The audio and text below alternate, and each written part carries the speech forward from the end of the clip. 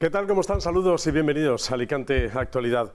El síndrome Florentino Pérez no es exclusivo de esta persona que da nombre a esto que me acabo de inventar, pero de lo que hablan muchos periodistas. No es exclusivo. Lo hemos escuchado en voz también de otros interesados. El propio Pedro Sánchez, algunos ministros, incluso aquí en Alicante, del propio alcalde de Alicante, que huye de los periodistas, no nos quiere contestar y en ocasiones incluso hasta su entorno nos señala por ser demasiado alarmistas con determinados temas.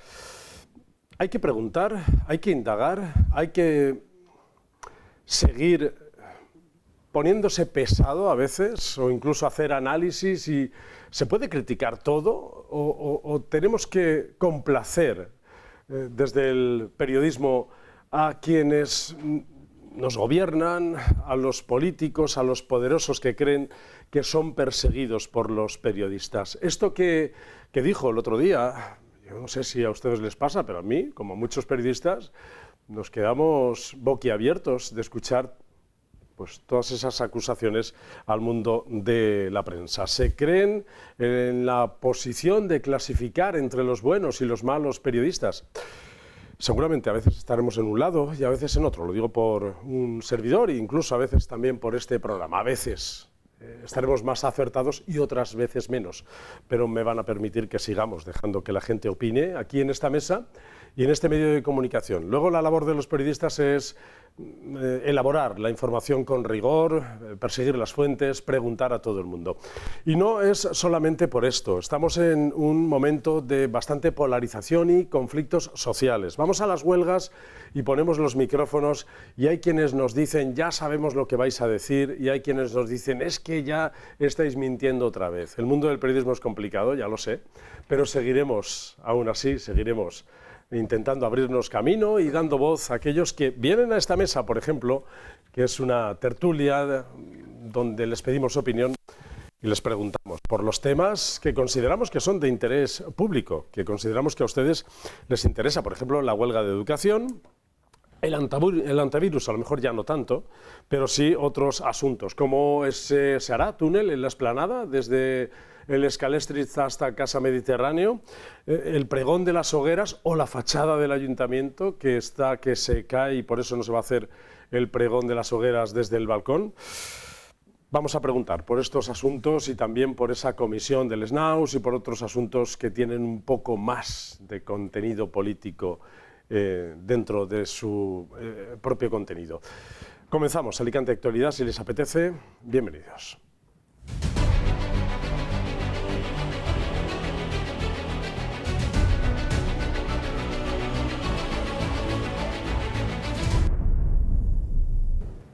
Y para hablar de los asuntos que hemos puesto encima de la mesa, les paso a presentar a quienes me van a acompañar. Mari Carmen Jiménez, ¿qué tal? ¿Cómo estás? Hola, muy bien, muchas gracias. Buenas tardes. ¿Has escuchado a Florentino Pérez? Sí.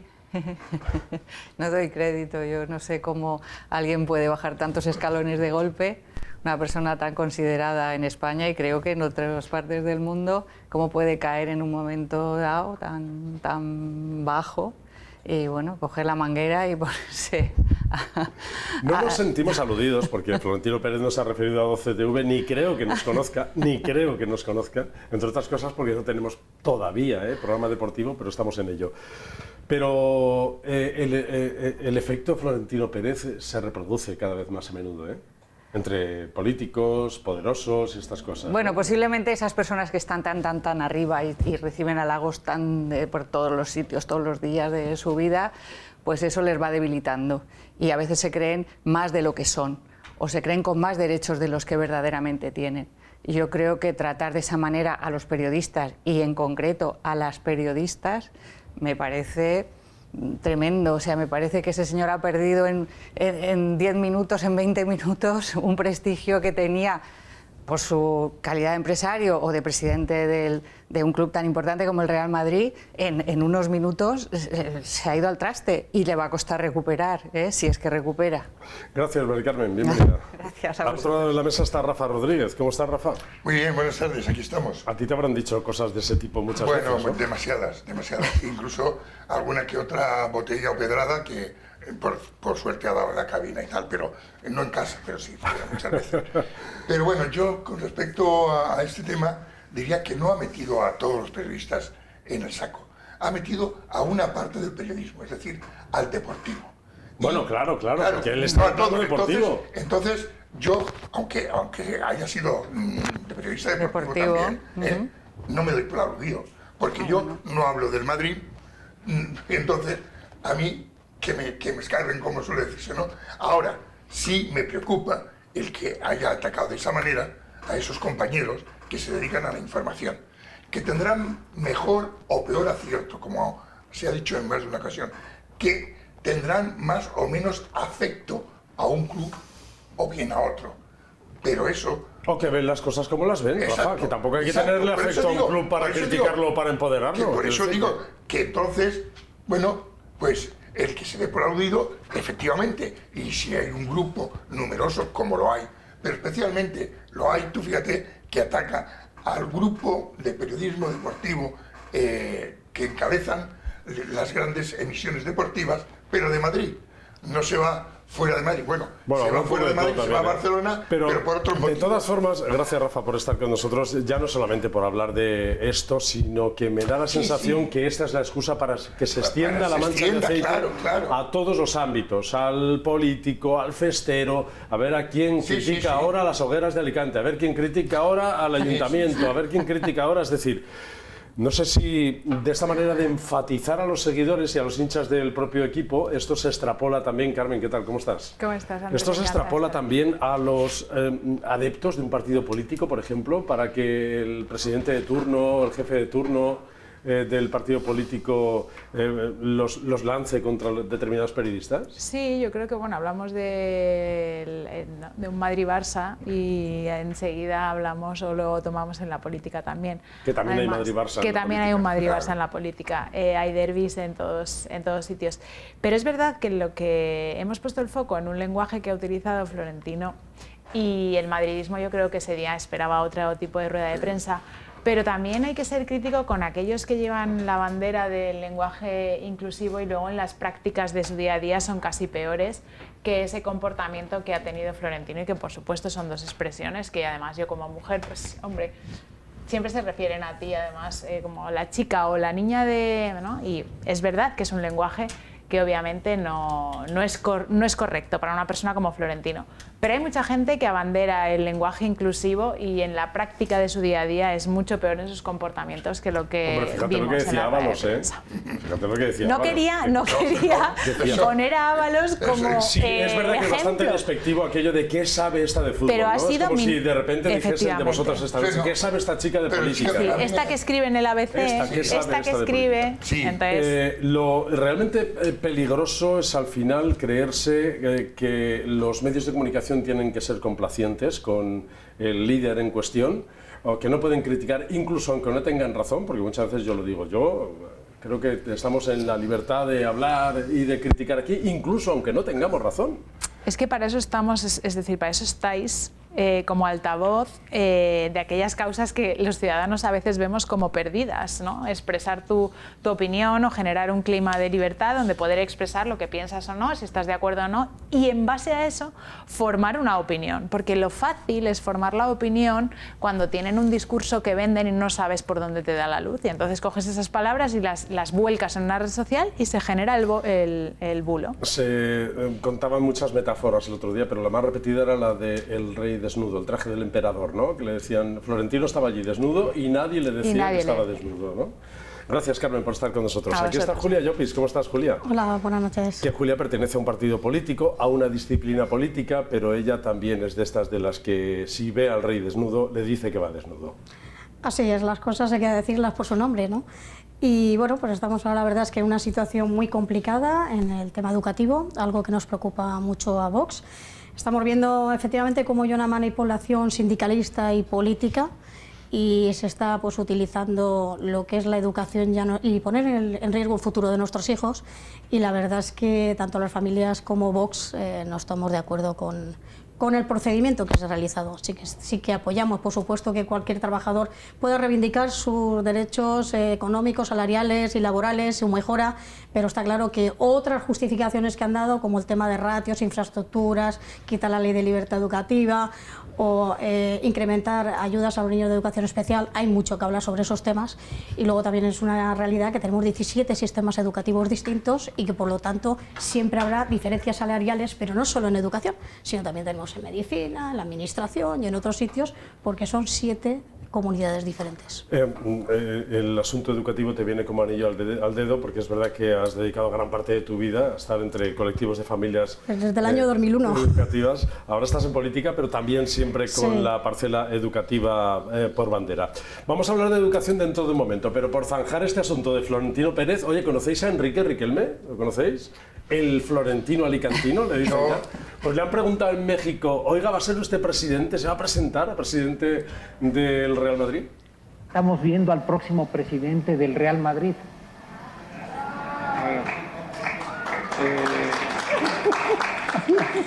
¿Qué nos cuentas de este tipo? Bueno, no sé si se hizo noticia por eso o porque a veces tengo acento mexicano. Como madridista siempre estaré disponible para el Real Madrid. Hay otro tipo de responsabilidades también que hay que ver y obviamente decidiré en los próximos días si cogemos el guante, a ver si da tiempo a montar algo. Veremos si cogemos el guante los próximos días y da tiempo a hacer algo que tenga sentido, y siempre lo haré pensando en lo mejor para el Real Madrid.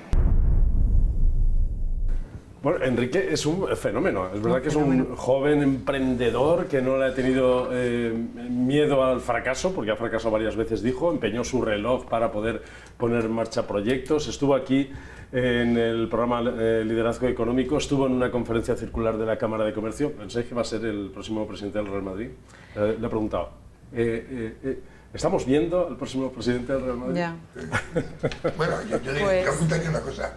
Como suele decirse en la Vega Baja, ¿cuántos tiene? ¿Cuántos tiene? Sí, sí. Y uno de los requisitos precisamente para optar a la presidencia del Real Madrid es tener mucho patrimonio. Es que a él se refirió el otro día Florentino cuando dijo alguien con acento mexicano. Sí. Bueno, dijo primero latinoamericano, algo así. Sudamericano, pero luego y luego se fue a algo así, México. Ya Pero dijo. es de Cox. Pero lo importante es que han puesto Cox en el mapa, Sí, entonces claro, es de Cox. nosotros Pero- deberíamos... Alicante lo ha puesto ahí. La provincia de Alicante. Aunque Cox está en el mapa ya desde hace Sí, tiempo. Sí, en el mapa fuera, porque Sí. en España nos ha costado, nos va a costar más que, y ahora se van a fijar en Cox. Hay Cox, hay gente de Cox en todo el mundo. Sí. Sí, además Poniendo en hay marcha proyectos unas empresariales muy cuantas empresas muy importantes que se desconocen Con la buena en muchos huerta que sitios. tiene, con la Sí, buena huerta sí, que sí, tiene Cox. relacionados con la industria Aquí han agroalimentaria estado también. algunos, Avecox, por ejemplo, los de las aves, que también distribuyen a todo el mundo. Ha estado Cox Energy con Enrique Riquelme, en fin, gente emprendedora en Cox y en toda la Vega Baja, donde también están reivindicando, y ahora aprovecho para enlazar con el tema educativo, desde siempre la elección de la lengua, que es muy importante, algo que también está ahora mismo dentro de las reivindicaciones educativas. Hemos salido a la calle porque estos días están de reivindicaciones y de huelga indefinida los profesores, gran parte de los profesores de la educación pública. Han tenido una reunión con la consellera Carmen Martí, pero no han llegado a ningún acuerdo, y esto dicen. En este cuarto día de huelga, la Consejería ha hecho una propuesta que es totalmente inasumible. ¿Por qué? Porque no aborda todo lo que estamos aquí reivindicando.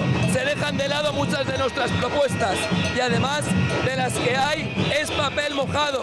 Es una carta a los Reyes Magos y a los Reyes Magos escriben los niños. Vamos, por lo menos hoy han planteado algo, pero como hasta ahora lo único que podemos sentir por parte de la Administración es un desprecio total por la comunidad educativa de la Comunidad Valenciana. La propuesta, como todo lo que ha presentado la consellera hasta ahora, no es nada serio. Lo primero que ha hecho es decir que lo económico no presenta nada, porque los salarios hemos dicho nosotros mismos que no es lo principal. Ya, pero es que todo lo que se propone negociar lleva un coste económico parejo, con lo cual no se puede dejar la parte económica fuera. Es un insulto, la rechazamos contundentemente. El mensaje es claro, cuando un comunicador no tiene un receptor, necesitamos cambiar de receptor. La consellera debe de dimitir. Pues ahí estaban, en las puertas de la sede de la Consellería de Educación en Alicante, pidiendo la dimisión de la consellera. Pues la pregunta es por qué en 8 años no han salido con las pancartas, porque creo que este problema salarial no viene de ahora. Y también hay que decir que en 5 ocasiones Compromís les negó la subida salarial y no sacaron las pancartas. O sea, estamos viendo cómo aquí hay una manipulación y ya lo he comentado antes, a mí me parece muy bien que uno reivindique sus condiciones laborales, pero lo que no me parece bien es que se haga a un final de curso donde esto está jugándose el futuro muchos alumnos que van a ir a la EBAU. Y no se trata solo, como han dicho, les vamos a subir la nota, ¿no? Porque luego tu hijo va a hacer un examen y si no está preparado y no tiene competencias, va a suspender. Es un fracaso escolar para él y un fracaso a lo mejor en su porvenir en su vida. En el secundario ocurre lo mismo, en la formación profesional. Los chavales también se juegan y muchas veces no podrán optar a lo que quieren estudiar la especialidad. Luego, si hablamos de los niños de educación especial, yo sé de muchos niños que no han podido ir al colegio porque no tienen los apoyos necesarios y no pueden estar como están yendo sueltos por los colegios o por las calles, como hoy he podido ver que niños de 11 y 12 años estaban en las calles pululando y Dios quiera que no pase nada. Entonces yo lo que veo es esto, es una manipulación sindicalista. Yo creo que aquí a las familias, no sé cómo aguantamos tanto, porque incluso se están haciendo calendarios de huelgas por parte de los sindicatos, unos días van los profesores, otros días no, y no se avisa a los padres si va a haber clase, si no va a haber clase. El caso es que los niños no dan clase. Y bueno, pues yo creo que esto es perjudicial. Y es verdad que es que nunca se pone el foco en lo que verdaderamente está ahora en la escuela pública sufriendo. Y es que estamos teniendo un montón de agresiones, porque hemos subido un 300% de agresiones a los docentes y a los chavales. Señores, que es alarmante, están yendo con navajas a colegios como una moda, y habiendo reyertas y con cuchillos jamoneros clavados en la espalda en algunos niños de 12 años. Vamos a ver, yo creo que eso es muy grave. Estamos viendo como los resultados PISA son los peores de nuestra historia y que los niños no acaban ni un temario. Entonces tenemos, ya digo, la peor educación que podamos tener, y estos son pues, el desarrollo de las políticas nefastas de Compromís en educación, que solo se ha dedicado a su ideología, a la imposición lingüística y a hipersexualizar incluso a niños de 3 años con temas sexuales. Es decir, no se han preocupado de dar ni matemáticas, ni historia, ni ciencias naturales, ni nada de nada. Les ha preocupado cero patatero el nivel de educación y no se han preocupado de que hayan clases equiparadas con un mismo nivel educativo. A mí cuando me hablan de las ratios, yo siempre lo digo, en nuestra época éramos 40, sí que es verdad que teníamos otra disciplina, otros valores que nos habían enseñado y éramos más respetuosos. Había más silencio en las clases. Yo lo digo, ¿qué diferencia hay si un profesor tiene 25 o 30 niños con un nivel educativo o un sistema de educación similar? No va a rendir más que uno que tenga 15 y tenga 2 niños con necesidades especiales y las herramientas porque no las ha dado el Estado. Que lleguen niños que no hablan español y hay quien tiene 3 o 4 niños. Y luego hay otros chavales que incluso no han ido a un colegio en su país. ¿De qué te sirve tener 15 niños si tú es imposible que te puedas adaptar a esa pluralidad de alumnado? La cuestión está en que haya una equiparación, en que haya competencias, en que se dé unas clases de apoyo a los chavales que vienen pues de otros países y que no tienen el nivel, y no por la edad colocárselos al profesor, en que la LOE ha apartado a los niños de educación especial de sus centros especiales para colocarlos como pequeñas plantitas en los centros ordinarios, sin los tutores ni las personas que tienen que reforzar. Eso es lo que hay que velar. Estamos de acuerdo en que faltan medios en educación. Hay matriculación sobrevenida mucha, por ejemplo en Alicante la hay también. Las ratios sí, convendría que bajasen. Y hay muchos asuntos que habría que solucionar. ¿Qué dicen las familias? Les hemos preguntado a la presidenta de COVAPA, de las asociaciones de madres y padres, Sonia Terreros, dice esto. COVAPA no puede respaldar una huelga la cual tiene unos fines, ¿no?, que es hacer daño a nuestros hijos. En este sentido no podemos apoyar el daño que se le está haciendo a todos los alumnos en su etapa final, en la más dura, y sobre todo con un acceso a la selectividad, a esta PAU, que les va a perjudicar su futuro académico y toda su vida en la sociedad. Por ello, hemos de decir y dejar claro que, a pesar de que digan que esta huelga se ha hecho en beneficio del alumnado, tenemos y ha llegado a nuestras manos mensajes de los profesores que se mandan entre WhatsApp, los cuales dicen en el calendario para llevar a cabo en esta huelga que los principales objetivos son paralizar evaluaciones, afectar a la PAU, bloquear promociones, alterar la conciliación familiar y colapsar el cierre del curso. Si esto va en beneficio de los alumnos, como ellos dicen, para nosotros es inaudito. Por eso quiero preguntar, ¿hay intención de mejora, hay intención de llegar a un acuerdo? ¿Hay componentes políticos en esta huelga? ¿Qué os parece? Pues yo voy a tomar el testigo de Julia en lo que respecta sobre todo a la educación especial y a la LOMLOE. El próximo 25 de mayo en el Congreso de los Diputados presentaremos un estudio que se ha hecho en materia de inclusión sobre lo que ha supuesto esta ley. Esta ley, recuerdo que es de un gobierno socialista, y esta ley lo que quiere es hacer desaparecer, así lo dispone la disposición correspondiente de la norma, la educación especial. ¿Esto qué conlleva? Esto conlleva efectivamente a meter a niños que tienen unas necesidades... tratada de manera específica. Específica, es decir, en España han convivido... Efectivamente, en España han convivido la educación ordinaria y la educación especial hasta que vino implementándose la ordinaria con apoyos y luego las aulas específicas dentro de entornos inclusivos. Y han convivido perfectamente, y una de las herramientas que trae la LOMLOE es efectivamente hacer desaparecer esta educación especial. Cuando tú haces desaparecer ese instrumento que es la base para entender una inclusión social, emocional, laboral de las personas con discapacidad, obviamente estos niños tienen que estar escolarizados en algún sitio. ¿Qué sucede? Que tú, en la ordinaria con apoyos, el apoyo humano, es decir, el docente, ni lo formas, ni lo proteges, ni adecuas las aulas, ni le das medios, y entonces efectivamente todo eso ha colapsado, pero es que eso es de cajón. Y además, esta huelga que viene promovida obviamente por los sindicatos correspondientes, cuando, como ha dicho Julia, las reivindicaciones tienen solera,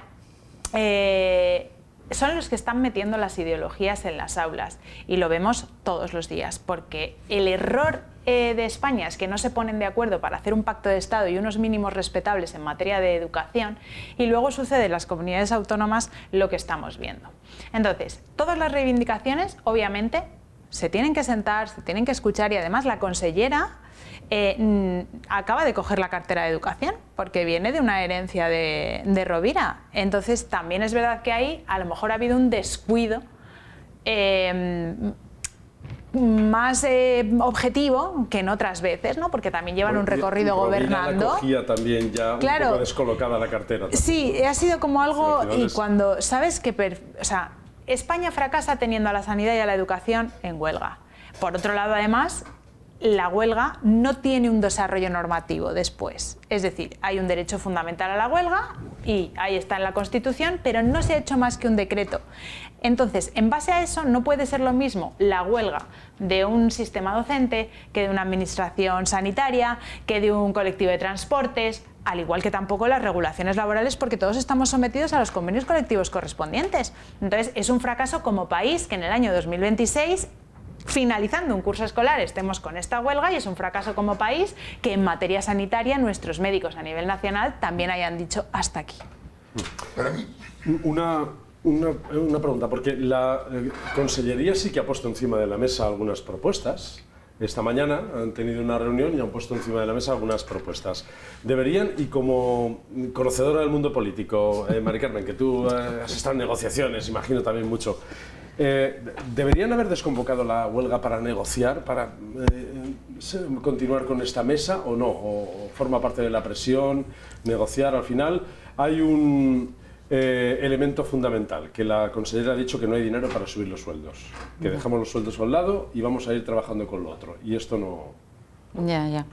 Bueno, pues en mi opinión, desde luego, hacer compatible el derecho a la huelga con el derecho a la educación y a los padres a que sus niños estén atendidos con las mejores condiciones, y además de eso que tengamos los recursos suficientes cuando hay tan despilfarro de recursos por todas partes, muchas veces lo que tenemos es un deterioro en los servicios públicos, en la sanidad, en la educación, en los transportes, en todo eso, que yo, que he vivido hace más de 20 años la vida pública y el mundo político, no pensaba jamás que se podría llegar a este deterioro, ni que íbamos a asumir con naturalidad que todas estas cosas se deterioran así. Y bueno, a mí el tema educativo, como entenderéis, pues ya me afecta muy de lejos. Me ha gustado mucho escucharos. Desde luego, ante todo lo que he escuchado aquí y lo que hemos podido ver de las opiniones que habéis recogido, yo estoy con la asociación de padres y me da un temor grandísimo ver a estas personas que van a ser los responsables de educar a las próximas generaciones, porque no entiendo en una cosa tan seria y que tiene tanta repercusión y tanta trascendencia que estén ahí pegando botes y tirando botes de humo y riéndose y cantando. No lo entiendo. Entiendo que la negociación para conseguir lo mejor para la comunidad se hace en otros términos, de otra manera y con otra seriedad. Es probablemente la huelga educativa más importante en décadas en la Comunidad Valenciana. No es que sea algo que se ha repetido cíclicamente en la comunidad, es la más importante de hace décadas. Por eso el secretario de Educación del Gobierno de la Generalitat Valenciana, Daniel Maqueboy, decía esto. Desde nuestro punto de vista, el derecho a la educación era el más importante, especialmente, y como dice el alto tribunal, en esos alumnos de segundo de bachillerato. No podíamos añadir al nerviosismo y a la zozobra lógica y normal en un alumnado que se enfrenta a una prueba muy importante para el desarrollo de su vida académica y posteriormente profesional. No podíamos consentir que a ese nerviosismo intrínseco a ese momento de su vida se le añadieran otras circunstancias externas a ellos. Pero de forma oficial, perfectamente constatables con actas, hemos mantenido con ellos 29 reuniones. 29 reuniones. Y en esas reuniones no hemos dejado de tratar absolutamente ninguno, repito, ninguno de los temas que se han propuesto. Quizás en otros tiempos sí se rechazaba esa posibilidad y cuando los representantes sindicales querían hablar de la subida de los salarios del profesorado y de otras cuestiones, se les decía que no y ni siquiera se tocaban estos temas. Insinúa Maqueboy que esta huelga tiene más componentes políticos. Dice que se han reunido 29 veces desde septiembre con los sindicatos. Si como dicen los huelguistas, esta huelga está hecha para, digamos, ayudar a los alumnos, para mejorar a los alumnos, yo me hago una pregunta. ¿Por qué la hacen ahora? Y no la dejáis para principio de curso. Para dar tiempo, es decir, señores, si no arreglamos esto, no se inicia el curso. Podría ser un aviso. Podría ser un aviso. Exacto. Esto debía de ser una vez. No ahora. ¿Qué hago yo, por ejemplo, con mis nietos? De 14 y 12 años. ¿Qué pasa? ¿Que los tiro a los caballos? Vale, fuera. Y están todo el santo día, como se ha dicho, como decía Julia, por la calle paseando o entrando y saliendo del cole. ¿Pero por qué? Porque si hay una... Mira, si hay en esta España nuestra que debe ser consecuente, hay dos o tres, pero este es uno de ellos, que es la educación. Hombre, no nos cabe ninguna duda. ¿Dónde van nuestros hijos o nuestros nietos? No tenemos que apartar el foco de las reivindicaciones justas que hay también dentro de este colectivo. Pero si lo he dicho, si yo no me aparto de que estén con la huelga. Yo lo que me refiero que no es el momento, que esto debería haber sido un aviso, señores, vamos a terminar el curso, pero tengan en cuenta lo que les puede venir si en el periodo vacacional no llegamos a un acuerdo. Pero está claro que se ha hecho cuando más daño hace. O sea, la forma de presionar es donde más duele, donde más daño se hace. Como los controladores aéreos cuando las vacaciones. Pero sin darse cuenta, lo que han hecho es que la mayoría de familias se han puesto en contra del profesorado. ¿Por qué? Porque dicen, la mayoría, unos porque están trabajando. ¿Dónde dejo yo ahora a mis hijos? ¿Dónde dejo yo esto? Al final eso siempre será un trastorno. Fijaros que fuera del ámbito sindical hemos preguntado, nos hemos colado por ahí por dentro de la propia manifestación para preguntarles a los profesores, que no sabemos de qué ideología son los que hemos ido encontrando, qué sensibilidades tienen, pero sí para preguntarles cuáles son sus razones reales para estar allí y secundar esta huelga. Y hoy estamos aquí para que se nos escuche de una vez y se nos dignifique la profesión como se merece.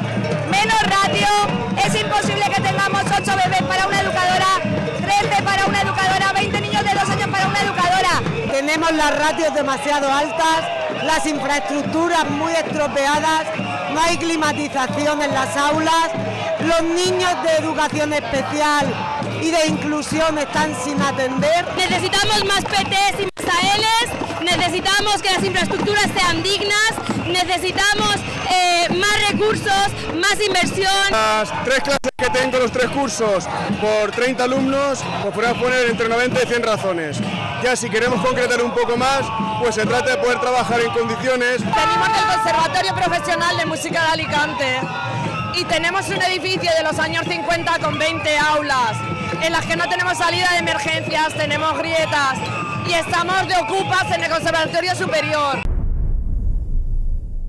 Tienen razón en muchas de las reivindicaciones que están dando. ¿Tienen razón? En el momento en el que pierden las formas es cuando ya empiezan a dejar de tener razón. Bueno, porque de momento no han perdido las formas. No, las formas me refiero a cronificar la paralización de la educación. ¿Por qué? Pues porque yo, que soy una profesional independiente, no puedo llegar tarde a un juicio porque su señoría no me va a dejar entrar. Y le va a dar igual que estén en huelga los docentes y le va a dar igual absolutamente todo. Un niño con una necesidad especial, con una discapacidad intelectual, que deja un día de asistir a su educación, retrocede un mes o más. ¿Deberían parar esta huelga y sentarse a negociar hasta que se llegue? ¿Notáis que hay predisposición en la Consellería para que se pueda, Julia, tú que conoces un poco más? Yo creo que no se trata de la predisposición, porque esto es una manipulación política pura y dura. Porque ya te digo que en el tema salarial se estaban haciendo además las subidas y se ha contratado, pues no sé si han sido cerca de 8.000 docentes en los últimos años, es decir, hemos pasado de 76 y ahora creo que hay 83.500 para 810.000 alumnos, ojo, Yo no quiero sacar medias, porque no se puede sacar tampoco la media, pero el otro día me decía una profesora, es que yo estoy en la Escuela Oficial de Idiomas y tengo 7 o 8 alumnos, es decir, que no en todos están saturados, hay zonas tensionadas con la matrícula sobrevenida, como le pasa a Alicante, como le pasa a Torrevieja, evidentemente, y faltan infraestructuras, pero hay otras zonas que no. Entonces yo creo que hay que sentarse, pero ¿cuál es el objetivo? No es una cosa ni de este gobierno, ni siquiera del anterior, no. Es decir, es algo es algo que se ha ido deteriorando y es algo, efectivamente, que con la LOMLOE además esto pues se ha multiplicado, pero es que también es verdad que el efecto de inmigración, mira, en Torrevieja había 10.000 alumnos y en cuestión de 4 o 5 años estamos hablando de 16.500. Entonces, y hay más de 100 nacionalidades conviviendo en los propios colegios. Es decir, entonces lo que tampoco se puede hacer, lo que yo decía, es que un chico que te llegue con 14 años, que no sabe si ha ido al colegio, si habla, si no habla, que cojas y lo pongas en segundo de la ESO, pues hombre, te está, como digo yo, retrasando el grupo. Habrá que hacer algo para que se haga una adaptación para estos niños que vienen en el tema lingüístico, en el tema académicos, y que no pasen de golpetazo. Algo hay que hacer aquí. Y luego a mí, yo os digo una cosa, lo de las agresiones, yo no entiendo cómo no salen a reivindicar las agresiones en las aulas. Hay cantidad de bajas de docentes que habría que verlo también, porque están sufriendo muchas agresiones de salud mental. O sea, yo conozco el otro día un caso muy cercano, que le asestaron 3 puñetazos en la barriga en una tontería a la profesora, cayó al suelo y 5 profesores tuvieron que enguilletar a un chaval de 80 kilos, de 1,80 m de alto, con 17 años, que hacía una FP básica. Y han tardado 3 meses y han llevado al alumno a otro centro, y venía ya de 8 centros. Ojo, que encima el plan Previ encima no permite ni que la inspección educativa sepa cuando un niño llega a un centro qué antecedentes tiene. O sea, hasta eso funciona mal. Entonces no puede ser que esa profesora se haya tenido que estar de baja 3 meses por miedo y por las amenazas hasta que se ha resuelto el tema, porque ha sido una baja. Y hay muchos problemas. El otro día le quitaron un trozo de oreja a un profesor de Alcoy, de un mordisco a una madre porque no se gestionó bien una incidencia de que el profesor le dio al alumno una bofetada, él se lo devuelve y luego la tutoría tal. Perdona, es que han tenido más de 1.800 agresiones, que yo creo que hoy es más importante la seguridad, tu bienestar, y luego hay que ver también y que tú vayas a trabajar a gusto, con vocación, que yo creo que eso ya es, hay que cogerlo entre comillas, ¿vale? Hay mucho personal del profesorado que, claro, que cambia de profesión precisamente por esa presión. Yo empecé en magisterio y lo dejé, porque yo soy incapaz de aguantar los niños, sinceramente. Entonces dije, bueno, yo qué voy a hacer aquí en magisterio, o sea, que eso hay que planteárselo.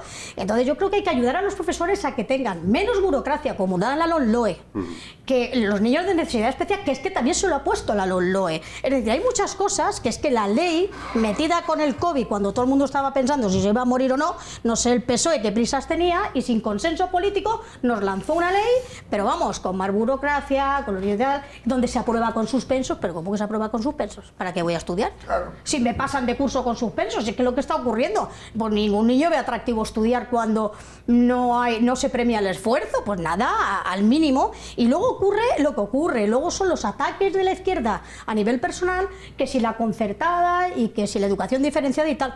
No es el problema económico. No es el problema económico, el problema de ellos es que como han dejado aquí en la comunidad la educación por los suelos, pues claro, si hay un centro que los resultados PISA, pues ven que hay un cierto orden. Pues el otro día una madre musulmana que llevaba a un colegio católico a sus hijos, le preguntamos, ¿por qué trae usted a los niños a un colegio católico? Pues, ¿por qué lo llevo? Dice, pues porque veo que hay ciertos valores de respeto y veo que mis hijos aprenden más. Es que la frase fue, prefiero que escuchen hablar de Jesús a que escuchen hablar de otra cosa. Esa fue la frase. Claro.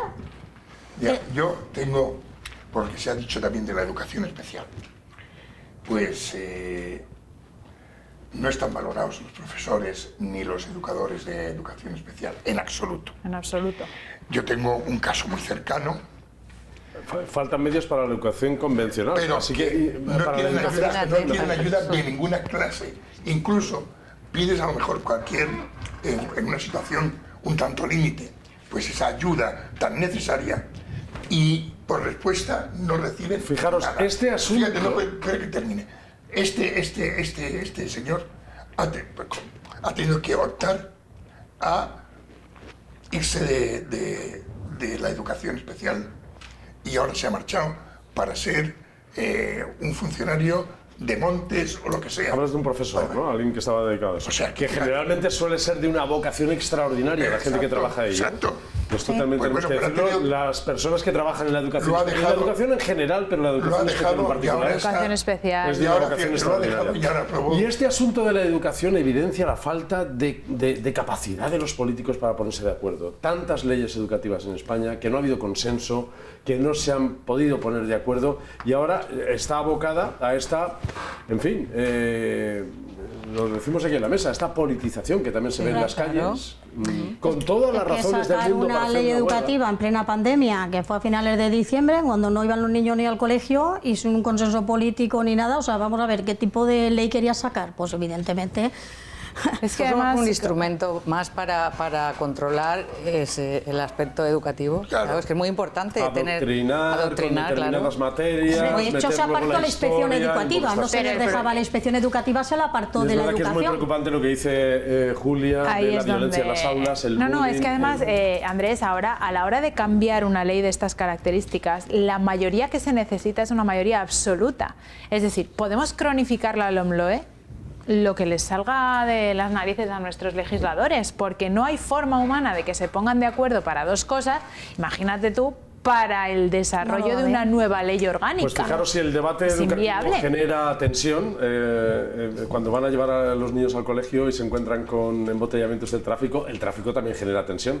No sé si habéis oído hablar del túnel de la Explanada, del túnel del Frente Litoral, que FOPA, la Federación de Obra Pública de Alicante, le ha propuesto al Ayuntamiento que ya que están haciendo un plan general, lo contemplen. Pero ¿qué dicen desde el equipo de gobierno? Que de momento no entran sus planes. Bueno, lo primero que supongo que entenderéis que el magnitud de esa obra, magnitud en cuanto a obra y magnitud económica, pues evidentemente es una circunstancias que son complicadas de asumir. Están hablando de unos casi 300 millones de euros solo para esa obra. Yo creo que sería lo más... no es una mala idea, pero bueno, hay que ser también realistas y supongo que el plan, cuando lo tengamos, cuando esté ya lo valoraremos. Pero hay que ser conscientes de la magnitud de esa obra. Técnicamente yo entiendo que no hay ningún problema. Se han hecho obras más importantes en el mundo, ¿verdad? O más complejas a priori, pero bueno, el tema estamos hablando sobre todo del tema económico. Es una inversión...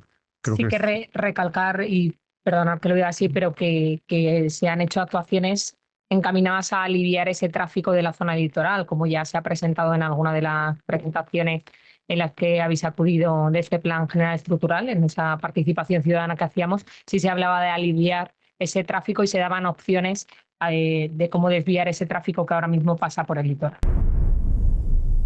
Me da la sensación de que la propuesta de FOPA les ha cogido un poco a contrapié, no se la esperaban. Pero ¿qué os parece? ¿Se debería de contemplar? Estamos ahora mismo con el Plan General Estructural, el Plan General de Ordenación Urbana, que esperemos que sea para 50 o 75 años vista. Pero bueno, es que una obra de esa magnitud, de esas características en ese sitio sería como la pluma en el sombrero. O sea, vamos a ir... si eso forma parte de una actuación integral que va a dar mayor calidad de vida a Alicante, que va a mejorar el tráfico, que va a desviar todo ese tráfico, pues bueno, pues yo no lo sé, pero eso sería lo último. No es para mañana, es para incluirlo dentro del plan general. Sí, en el plan general... Una vez se hizo la M30 con sus túneles. Yo estaba pensando en la M30 porque como madrileña tengo ese ejemplo más cercano. Y es verdad que todo el mundo dijo, vaya obrón. Pero es cierto que cuando tú planeas, porque lo acabas de explicar muy bien, 50, 60 años de ciudad, de proyecto de ciudad. Si tú dentro de 10 años te planteas hacer esto, pues obviamente la gente se va a recordar un momento anterior y van a decir otra vez. Pero no, pero es que habría que hacer entonces una modificación del plan general. La M30 la pasaron por la Puerta del Sol, pregunto yo. No, porque claro, es que aquí lo que van a hacer es en el pleno, en corazón, o sea, yo trabajo, yo voy 5 días a la semana a la Explanada, yo trabajo en la Explanada. ¿Y no te gustaría ver ahí toda la Explanada peatonalizada? Y yo lo que quiero es que la gente sea feliz y que no les compliquen demasiado la vida y que bueno, pues si hay que hacer la M30 que la hagan, pero por donde vaya la M30, no que la metan en la Explanada, por favor. Me parece que... No sé, y de cualquier forma, perdona un momento, Rafa, vamos a ver, que nosotros, o sea, una cosa son las opiniones, que cada uno tiene la suya en base al criterio X, que sea. Pero no estamos hablando de una opinión cualquiera, lo dicen la Federación de Obra Pública de Alicante. Es que esa es la diferencia. Otra cosa es eso, la responsabilidad del planeamiento de una ciudad como Alicante, que está creciendo sin parar. Eso tiene que estar en manos de los que tienen conocimiento. No solamente conocimientos técnicos de cómo se hace el túnel, sino de cómo va a ser todo el conjunto de la ciudad, por dónde va a ir el tráfico que se va a quitar de ahí. Tú imagínate que una obra de esa magnitud va a tener meses o años empantanado todo eso. ¿Por dónde? Javier Fesbert dijo 2 años y medio y no haría falta cortarla del todo al tráfico. Sí, y unos 300 millones de euros. Sí, sí, ahí al borde del mar, que igual cuando empiecen a hacer el túnel empieza a salir agua por todos los sitios, ¿no? Que luego son 5 años, 600 millones. Yo digo que ellos sabrán de estas cosas. Pues es que ellos sabrán, pero es que ha perdido todo el mundo tanta credibilidad que ya muchas veces parece que en base al conocimiento hablan en base a la ocurrencia. Es que nosotros estamos valorando esto a día de hoy, al mes de mayo de 2026, que se hacen unos embotellamientos de tráfico ahí increíbles. Pues ya podían pensar algo para desviar el tráfico, para que no pasara tanto tráfico por ahí. ¿Y dentro de 10, de 15, de 20 años seguiremos soportando el tráfico ahí? Ya está muerto ya. 20 o 25 años, ¿no? Julia se los ha cargado a todos. Yo estoy con mi andador. Con Mari Carmen, Yo estoy con Mari Carmen, porque ha puesto un ejemplo perfecto y creo que ya lo hablamos en cierta ocasión en este mismo programa. ¿Por dónde vamos a desviar el tráfico que entra por la parte sur y que continúa? Tenemos pendiente la vía parque, pero la vía parque no cabe todo. Bien, pero no cabe. Fíjate, se dice esto. Si el problema está aquí, ¿por dónde desviamos ese tráfico para que continúe? Dice FOPA, por un túnel. Por un túnel. Pero mientras tanto que se construye esa cantidad de vehículos, ¿por dónde lo trasladamos? ¿Por dónde van? Por arriba. Volando. Por arriba. Le ponemos alas. Por donde puedan. Chavarri propuso un puente, no sé si os acordáis. Yo me conformo con que Alicante Muchamiel tenga mejor comunicación de que a unos años Alicante San Juan, Alicante o la limpieza. Yo también me conformo con que no haya gente por las calles durmiendo, con que la gente está más limpia la ciudad. Al futuro, ¿no? Al progreso. Quiero decir, el progreso implica también molestia. Y sobre todo al gestor al que le estás proponiendo el futuro. Es decir, a las manos en las que cae ese futuro, porque estamos viendo la desconfianza, más que la realidad de lo que pasa, la desconfianza que hay en quien nos lanza el mensaje para que estemos tranquilos y que no pasa nada y que todo va a estar bien. Entonces yo creo que también quien promueve qué hace mucho. A veces yo creo que a los políticos les da más miedo lo que dice Mari Carmen, los pitidos y las protestas de mientras se hace, porque hemos vivido obras. Mari Carmen, hemos vivido obras, por ejemplo, en Elda, el parking aquel que se hizo en la Gran Avenida, o aquí en Alicante. Bueno, aquí la Avenida Constitución, pero vamos, tampoco. Maisonave, la gente se ataba ahí a los árboles para que no se hiciese el parking en Maisonave. porque se cortaba el tráfico. Es decir, hemos vivido obras donde la gente parecía que venía al fin del mundo y sin embargo después... dices, lo que sí que es una pena es que no haya políticos valientes, porque yo creo que Valencia, por ejemplo, cuando vamos a trabajar allí ves cómo ha crecido la ciudad y cómo está, y yo muchas veces digo que en Alicante es como si hubiera pasado un tiempo, van pasando décadas y... Julia, porque se ha trabajado a fondo para sacar la ciudad adelante y la capital. Y yo veo que aquí es como decir, no vamos a hacer mucho ruido, que no se nos levante el personal, esto me da miedo hacerlo. A los políticos les da miedo que la opinión pública y tomar decisiones valientes cuesta mucho, y a veces te podrás equivocar, pero hay que ser valiente, porque Alicante se merece brillar y tener cosas atractivas, pero también es verdad que hay cosas prioritarias, como lo que estábamos diciendo, que tanto la limpieza, como los árboles, como las personas, que cada vez hay más gente en las calles, porque vamos, yo estaba y en el auditorio de la Explanada siempre están durmiendo, o sea, al final dices, bueno, y eso para el turismo pues no es nada bueno, es decir, yo creo que tenemos que cuidar también la imagen en cosas más pequeñas, porque al final, ¿de qué nos sirve tener un túnel cuando luego resulta prosperar? Algún día haremos un balance de cuál es el legado que va a dejar Luis Barcala en Alicante cuando algún día dejará de ser alcalde, digo yo, pero que cuando... ¿Qué legado dejará? Porque hay quien ha dejado el legado, por ejemplo, de la canalización de aguas por debajo de la ciudad, hay quien ha dejado el legado de la expansión de la propia ciudad, ¿no? Cuando empezó a abrirse de cara a Benalúa y demás. Hay alcaldes que han ido dejando legados y queremos saber cuál dejará el alcalde van a Barcala. conocer por uno que yo Pero creo. vamos a hablar de otros asuntos. En la segunda parte, dentro de un momentín, vamos a hablar también de esa comisión del SNAUS en un momento, y también vamos a hablar de temas políticos un poco... con un debate un poco más encendido. Pero ahora déjenme que les recomiende, si todavía no se han instalado este sistema de aclimatación térmico y acústico en su casa, háganlo con la empresa líder del sector. Se llama Impimur. Pueden mantener durante más tiempo el clima de casa sin tener que poner el aire acondicionado ni la calefacción. Y ahora, tal y como estamos con esos picos y altibajos, que un día hace frío, otro día hace calor, podemos ahorrar hasta un 50% en la factura de la luz. Más información aquí en impimur.com. No se vayan, volvemos enseguida.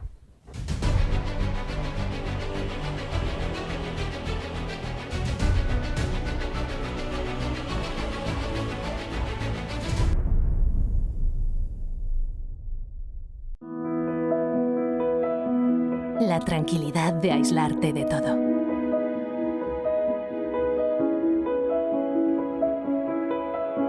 La seguridad de disfrutar del calor de tu familia sin importar lo que ocurra afuera.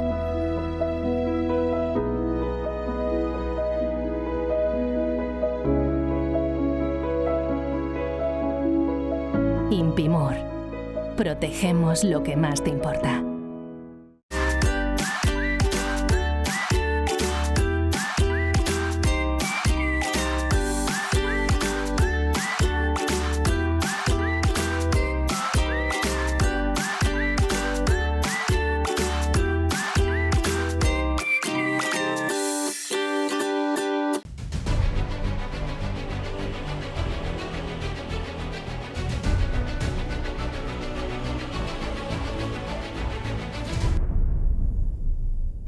Que sí, que hay alcaldes que han dejado legados en sus ciudades. Si estamos aquí hablando de Rita Barberá, yo también he vivido en Valencia algunos años y de aquel legado que dejó también de la transformación de toda la zona centro, en fin.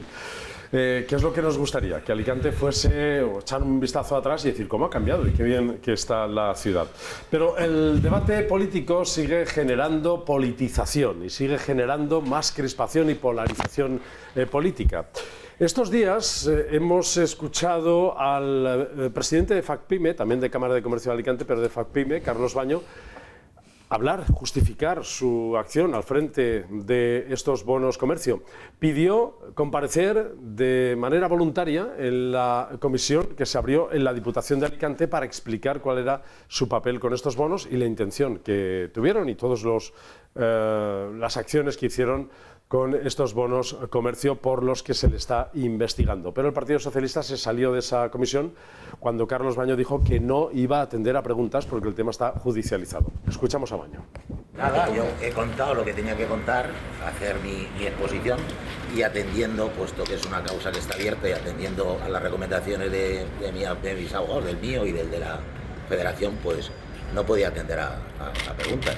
Y el Grupo Socialista se ha enfadado y se han ido, pero no me han dejado que terminara. Yo lo único que estaba haciendo en mi exposición es relatar todo lo que ha pasado y cómo ha pasado y cómo se ha hecho. Y lo que sí que le garantizo es que nosotros no hemos cometido ningún delito. Yo llevo muchos años trabajando por esta provincia de forma altruista y voy a seguir haciéndolo unos cuantos años más. Y el honor y la honradez, eso se va a poner en manifiesto cuanto antes. La verdad solo tiene un camino. Hace bien con haber ido a esta comisión. ¿Sirven de algo este tipo de comisiones?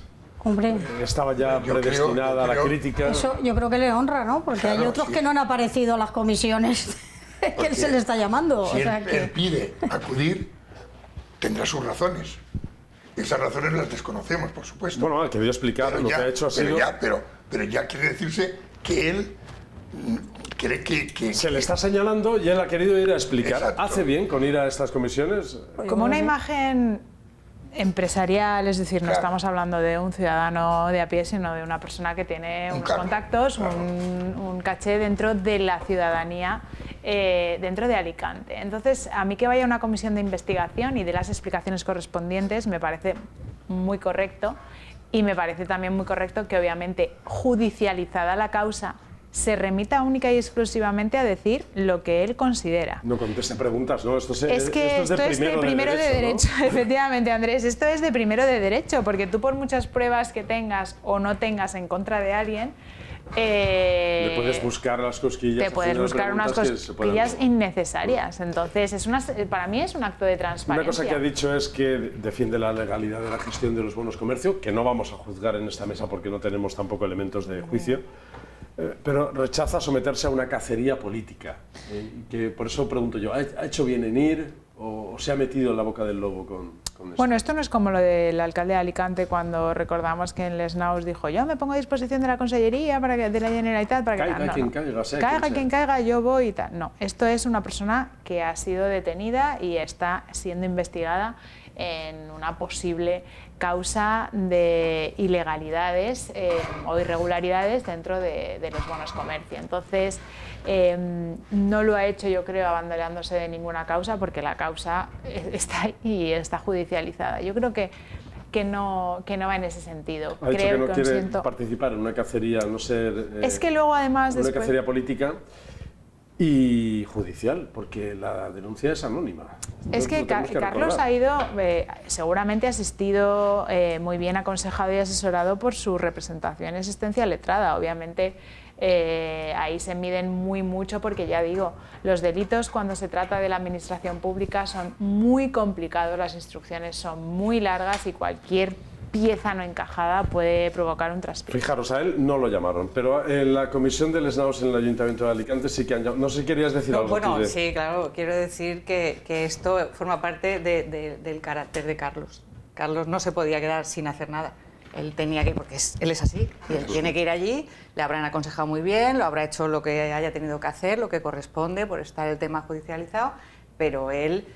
le sale de dentro ir allí y explicar y dar sus explicaciones, que a mí me parece bien. Yo el otro día le comentaba a un compañero, fijaros, cada vez que Carlos Baño participa en un acto, da explicaciones. Sí. En la conferencia circular de la Cámara de Comercio van a hablar de un tema y él, antes de nada, os quiero decir que yo no he tenido ninguna implicación, y lo cuenta.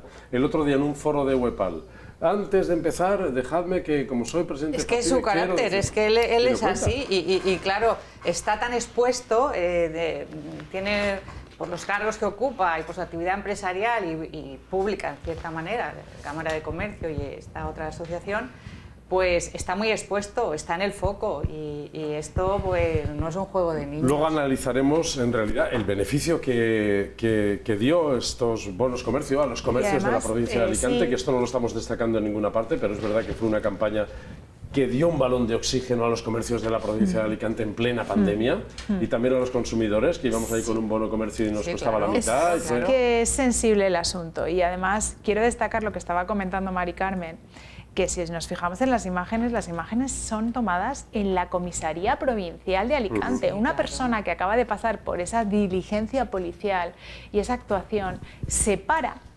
serenamente, atiende a la prensa ahí y serenamente se desplaza su vehículo en plena salida de la comisaría provincial de Alicante. Eso tiene es lo que mucho que tiene. decir ahí una persona. No va huyendo como muchos que van corriendo. O sáquenme por detrás que... No, mi derecho al honor y a la imagen ya lo protejo yo, con mis actos y con mis palabras. No quería hacer comparativa, pero es verdad que en el Ayuntamiento de Alicante hay una comisión para investigar las posibles irregularidades o los fallos que se pudieron cometer desde dentro del Ayuntamiento con la gestión de la adjudicación de las viviendas de protección pública del SNAUS. Pero ahí se cita a técnicos, a políticos en activo y a expolíticos y tienen todo el derecho a no ir, lo dice Manuel Villar. Pues nosotros estamos haciendo nuestra labor, que es llevar a cabo sesiones con mucha celeridad. Creo que eso nadie puede negar, que la celeridad que estamos llevando a cabo en las comisiones demuestra una voluntad. Y luego cada uno, pues es lo que has comentado, está en su derecho de acudir o no. Bueno, pues salvo una persona, el resto han decidido no acudir y evidentemente nosotros, yo siempre, sabéis que siempre he dicho que cuando alguien ejerce su derecho no puedo criticarlo, ni alabarlo, ni censurarlo. Es su derecho y quien ha querido venir ha venido y quien no ha estimado oportuno, por la razón que sea, no acudir. Pues creo que de momento solamente una persona ha ido a esa comisión de todas las que se han citado. La portavoz del Grupo Socialista, Ana Barceló, dijo esto justo después de esas declaraciones.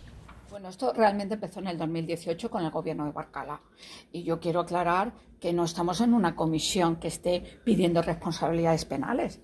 Estamos en una comisión de responsabilidades políticas. No sé qué parte todavía le cuesta entender. Responsabilidades políticas. Las penales ya las dirimirá los tribunales. Nosotros no estamos en esa cuestión y queremos saber qué es lo que ha pasado. El señor Villar no sé si vendrá o no vendrá, pero poco tiene que aportar, a no ser que venga de escudero del señor Barcala para hacer también de muro de protección y que el señor Barcala no venga a la comisión. Probablemente vaya por ahí. El señor Villar se muestre tan decidido a venir a la comisión porque sabe que no ha participado absolutamente en nada y lo haga precisamente para evitar que el señor Barcala venga.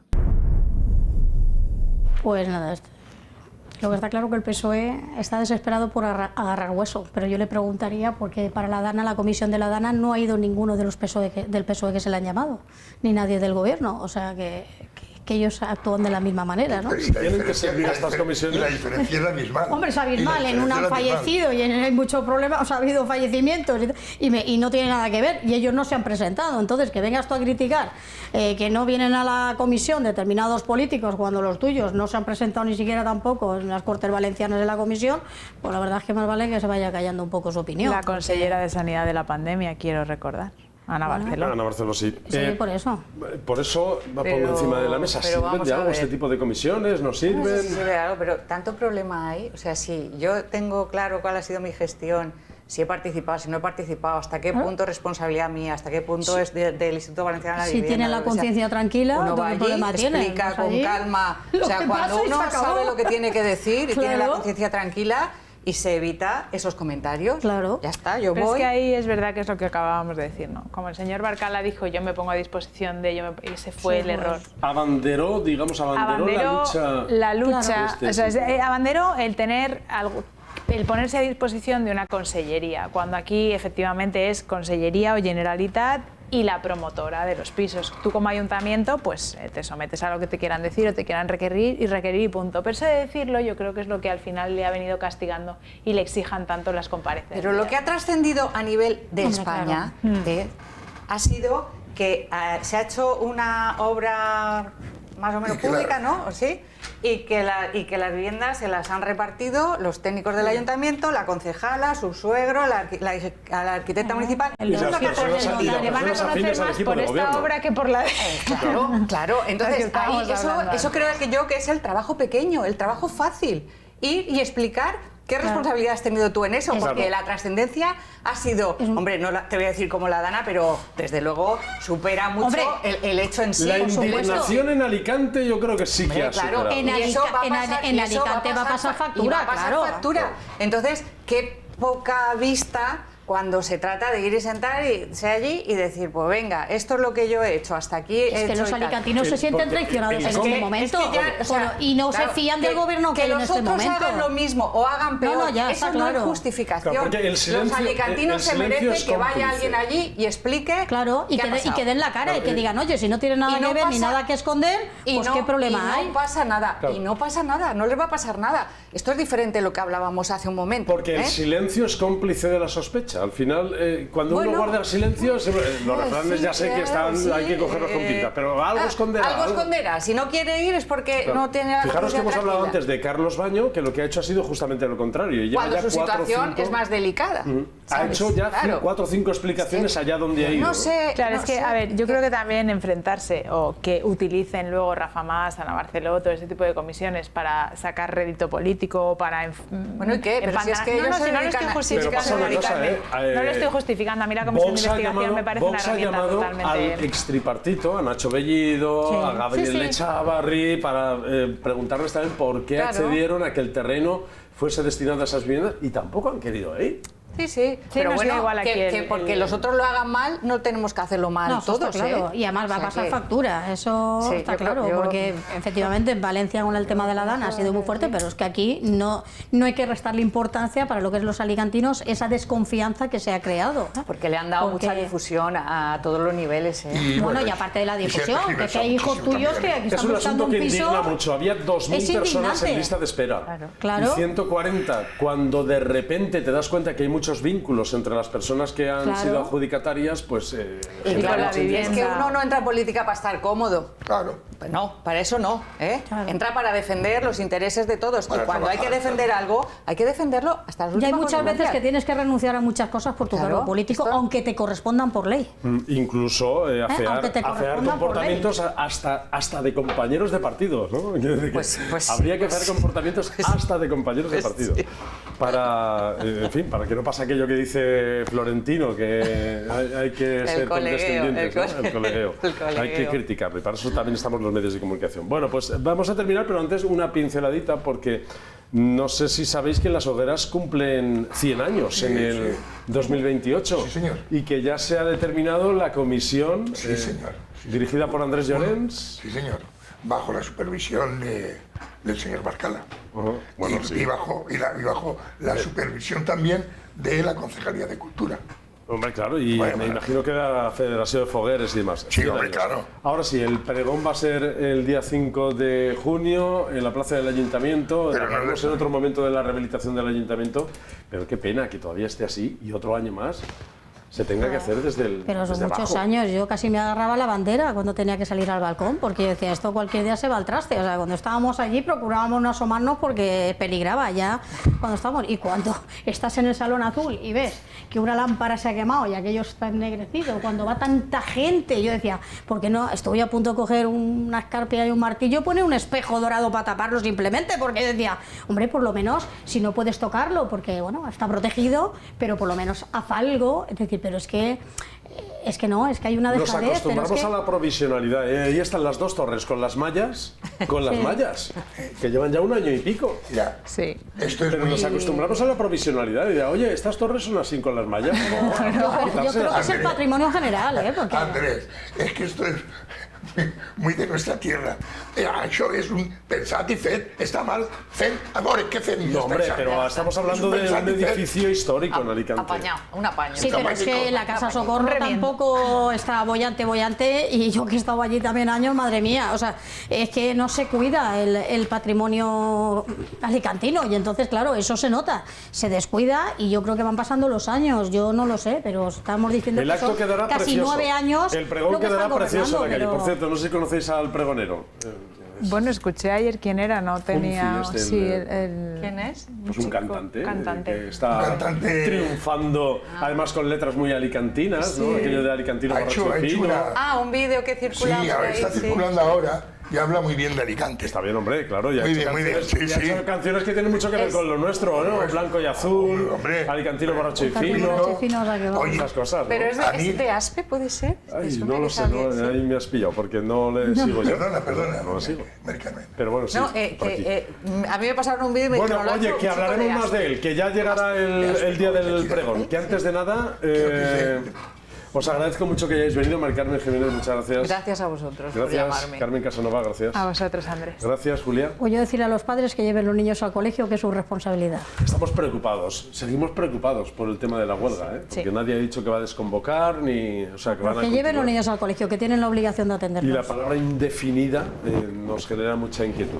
Gracias, Rafa. Pues yo, para la próxima, acuérdate que hay que hablar de los fines de la nueva institución que nace con motivo del centenario de Hogueras. Que la institución que nace, la fundación... Habrá que hablar de todo lo que tiene que hacer, de toda la gente Andrés que tiene Llores. que Bueno, estar ahí. pero de momento acaba de hacer, no han dicho nada todavía. Pero eso te digo que habrá en la próxima. Sí, poco a y yo, poco. antes de finalizar, pues felicitar a 12 Televisión por esa placa que os va a otorgar el Ateneo de la ciudad de Alicante con motivo de su 25ª gala de la cultura alicantina. Muchas gracias, Rafa. El próximo día 20 en el Teatro Príncipe. Fíjate que a uno le sabe mal hablar de uno mismo, pero es verdad que nos han concedido ese detalle, ¿no? Esa distinción desde el Ateneo de Alicante. Y habéis cumplido años también, ¿no? 12 años que vamos a empezar a conmemorar también ahora mismo con otros asuntos. Así que vamos a tener que hacer en los nuevos estudios que estamos terminando ya en el piso de arriba, tendremos que hacer una vitrina para poner las placas. Una que otra. De trofeos. Gracias a todos, a ustedes también muchas gracias por su atención. Volvemos en el próximo programa.